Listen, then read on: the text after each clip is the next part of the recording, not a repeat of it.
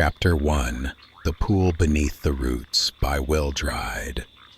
They say there are waters that remember, long after the men who fished them are gone, after the rods rot in sheds and the boots dry to dust. There are still things that swim and wait. Horner's Creek was once such a place. It snakes like a split tongue through the valley floor just east of Dreamin's Hollow. To the unknowing eye, it's ordinary, alder-shrouded, shallow in parts, stinking of loam and iron. But ask the old-timers, the ones who stopped casting long ago, and they'll warn you of one stretch, the bend just below Widow's Cedar.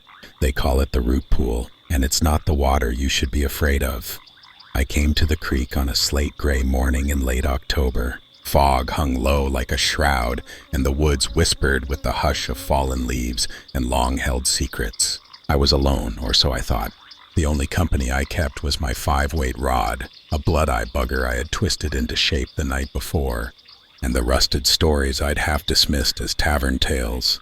Stories of a fish, but not just any fish. A brown trout the size of a canoe paddle with eyes clouded over white like a corpse, and a body marked with scars older than the dam upriver. They say it was caught once, in the hand of an old trapper named Linthrope, who claimed it ripped free from his net, tore through the mesh like teeth through silk, and vanished into the mud with his fillet knife still lodged in its jaw. They say its belly glows faint green at dusk. They say it doesn't feed, it hunts. I reached the pool after a cold mile's walk. Widow's Cedar loomed overhead, its trunk split by lightning decades ago, but still clutching life. Clawed roots plunged into the bank like gnarled fingers. The water there doesn't move like the rest of the creek.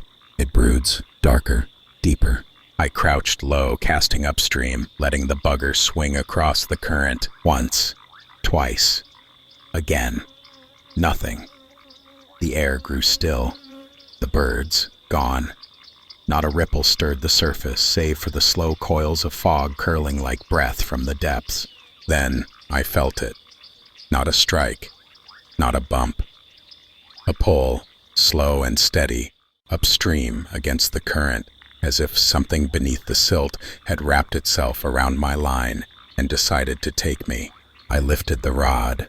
It did not give. The line trembled. The surface bulged, not with a splash, but a swell, as though the earth itself exhaled. Then the sound, a deep gurgling rumble, like a growl muffled through water and weed. It rose from the pool and pressed against my chest like a second heartbeat.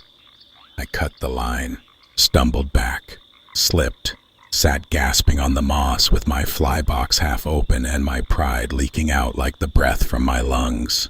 And then, nothing. The pool returned to its silence. The fog lifted, the birds began again. But I had seen something. Not clearly, not fully, but enough to believe the stories weren't stories at all. Chapter 2 The Angler Who Never Came Back by Wil Dride. The locals don't talk about it often, only when the air's thick with pine smoke and the bottles passed halfway around the fire. But mention the Root Pool and you'll hear the name Jonas Bell. He wasn't the first to chase the brown beast of Horner's Creek, but he was the last to go alone. Jonas was a dry fly purist. Taught by his grandfather on bamboo and tradition, he had no time for flashy streamers or bead-headed monstrosities. Presentation over persuasion, he'd say, and scoff at anything bigger than a number 14. That's what made his obsession strange.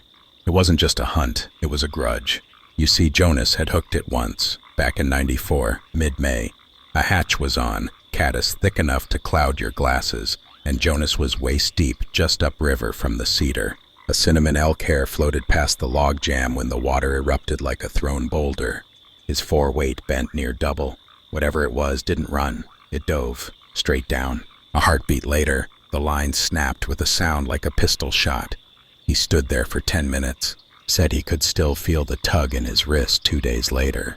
And from that day forward, Jonas was never the same.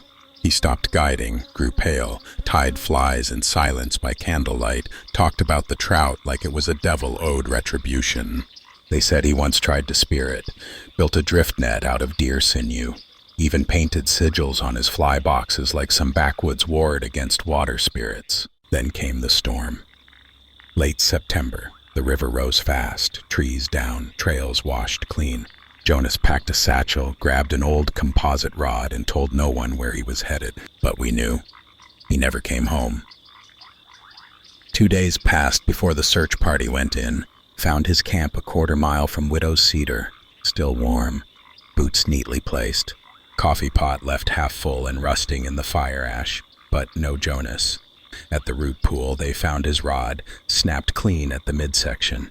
No blood, no signs of struggle, just deep gouges carved into the bark of the cedar's lower roots, like claw marks from something that had no business being in a trout stream. They pulled his satchel out of the eddy. Inside were 7 flies, all streamers, all hand-tied, and all identical to the one I fished that day, the blood-eye bugger. People say he's still out there. Not alive, no, but something else. Some nights, real late, you'll see a flicker of a lantern near the cedar, a silhouette kneeling by the bank. Some say it's Jonas trying to finish the cast that cost him his soul. Others say the trout took more than just his body. It took his will. Chapter 3. Beneath the Bark of Widow's Cedar by Wil Dride. There are trees that breathe, not in the way you or I do, but with age, with memory, with witness. Widow's Cedar is such a tree. Lightning struck in 78, her crown split like a shattered ribcage, but still rooted deep in the clay of Horner's Creek. Her bark is charred and twisted, carved with old initials long faded into ghost letters. Her roots spill like black veins into the water, anchoring the soil, and some say, the curse. I didn't believe the stories at first. Trees don't whisper, they don't watch. But after my run-in with the monster, something started to change. I began dreaming of bark. It would start the same way each night. I'd be at the root pool, mist curling around my ankles. The cedar towered above, pulsing faintly like a heartbeat. And then, a sound. Not wind, not water, but words creaking out from within the wood grain, dry and ancient. He waits below, what you hook, hooks you. I'd wake in sweat, my hands aching as if I'd gripped the rod too tightly in sleep, my vise covered in thread I didn't remember winding. Once I found a fly already tied when I woke, a pattern I'd never seen before. Blood-red dubbing, burnt hackle, and a hook that reeked of copper and swamp rot. I kept it. That week I returned to Horner's Creek, not to fish, but to listen. The water was low. Widow's Cedar loomed, her shadow reaching long and cold across the pool. I laid a hand against her trunk, half hoping the dream had been nothing more than memory distortion. But then, she shivered. The bark beneath my palm flexed. I swear on all that's unholy, it pulled inward, like breath through lungs. And I heard it again, clear as a whispered warning. The price is cast, the hook is memory. Leave now, or be unmade. I stumbled back. There, at the base of the tree, was something I hadn't noticed before. A notch in the wood, shaped like a gaping mouth. Inside, not hollow bark, but something glinting deep and rusted.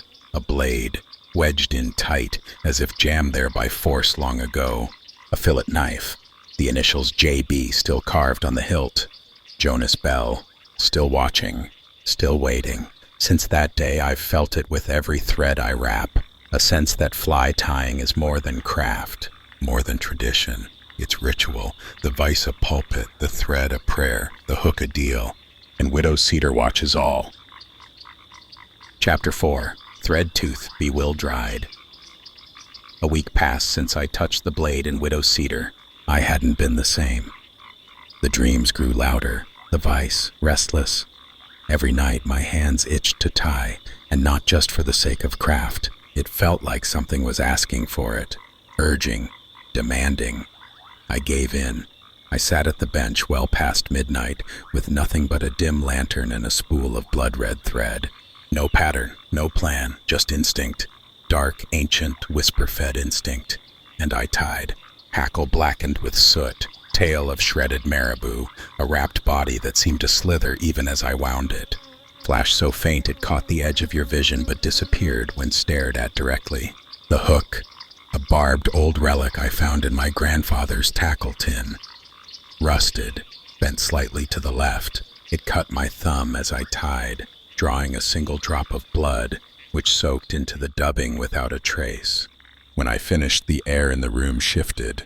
The fly twitched, not in the wind, not from movement. It quivered ever so slightly, as if it breathed with a will of its own. I stared, felt something crawl along the inside of my skull, a thought that wasn't mine. "Feed me," I laughed. A dry, cracked sound. But then, the voice came again. Not from my mind, from the fly. "Feed me, cast me, bind me to the beast." I nearly burned it, truly. I had the lighter in my hand, but the flame flickered blue and died. I stared at the hook again. There, just beneath the head, something was embedded. A tooth, tiny, needle-like, fused into the metal as if forged with it. I don't remember tying it there. I don't own anything like it. And yet there it was, gleaming, pulsing, a gift or a warning. That night I didn't sleep. I packed my rod, my boots, the fly, and a single note to myself folded into my vest pocket. If I don't come back, don't follow. The water is awake now. The next evening, under a sky bruised with storm clouds, I returned to the root pool. The cedar groaned in the wind, her branches whispering in a language older than trees.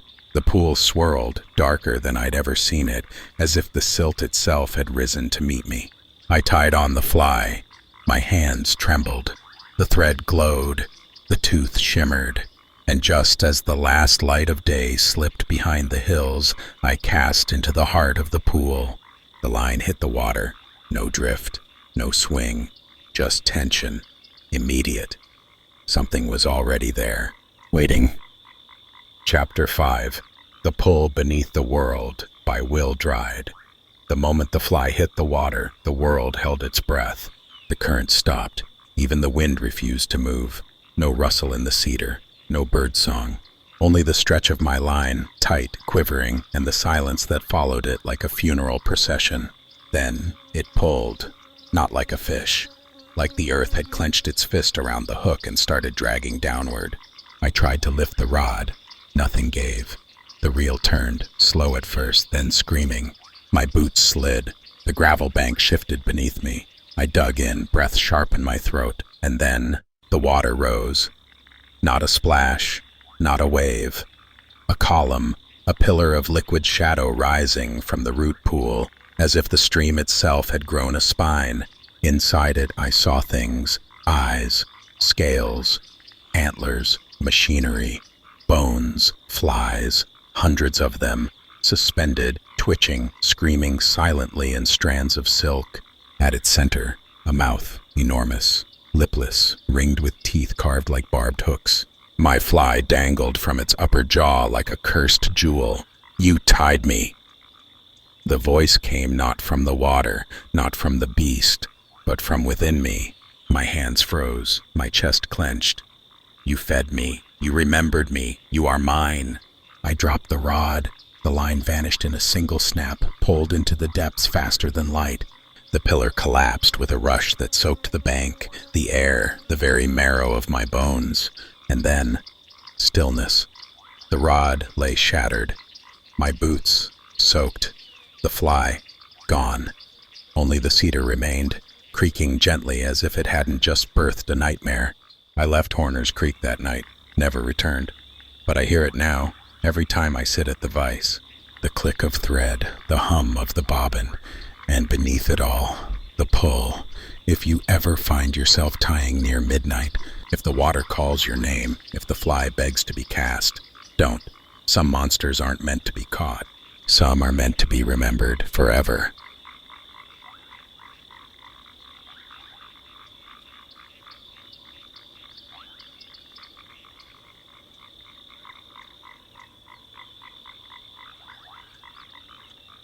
Thank you for watching and for stepping into the shadows with me once more.